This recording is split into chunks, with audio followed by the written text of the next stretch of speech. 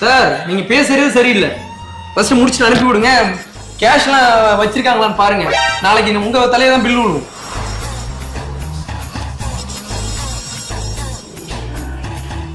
Extremely sorry.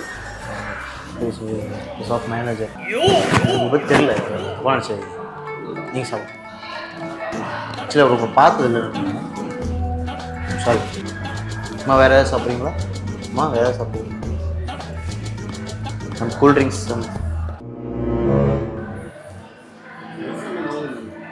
One minute please.